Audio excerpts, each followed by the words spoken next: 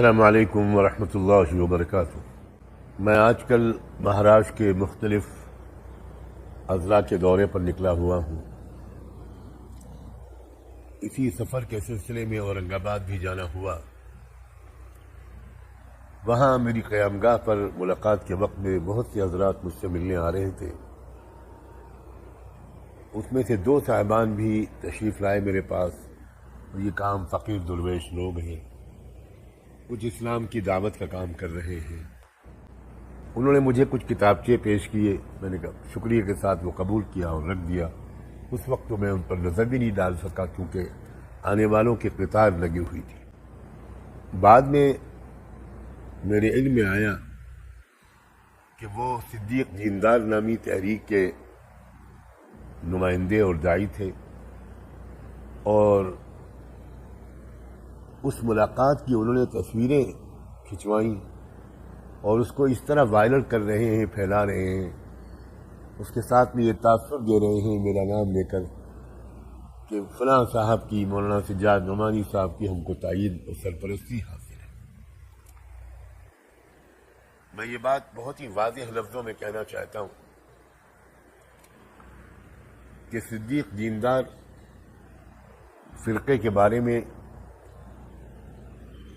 ہمارے علماء حق کا ایک بہت تحقیقی موقف واضح طور پر سامنے آ چکا ہے۔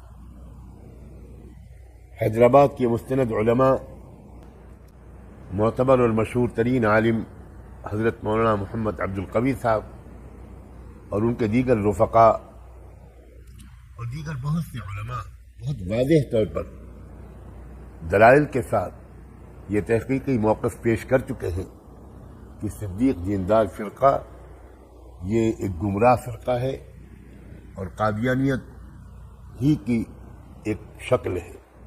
میں سخت الفاظ میں اس بات پر اظہار مذمت کرتا ہوں کہ انہوں نے اس ملاقات، اس مختصر سی 1-2 منٹ کی ملاقات کی تصویروں کو وائرل کیا اور یہ تاثر دینے کی کوشش کی کہ میں ان کا مؤید ہوں۔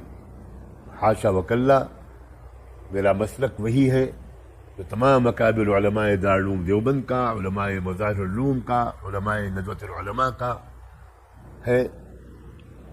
میں انہی حضرات اکابر کا ایک ادنا سا شاگرد اور طالب علم ہوں، اور جمہور علماء کے مسلک پر چلنے ہی کو سلامتی کی راہ سمجھتا ہوں۔ یہ غلط فہمی دور ہونی چاہیے، اور میں ممنون ہوں گا اگر آپ میری طرف سے یہ وضاحت زیادہ سے زیادہ عام کر دیں۔ اللہ تعالی ہم سب کو صراط مستقیم پر گامزن رکھے اور ہر طرح کے گمراہی اور انحراف سے ہم سب کو محفوظ رکھے۔ جزاکم اللہ۔ السلام علیکم ورحمۃ اللہ وبرکاتہ۔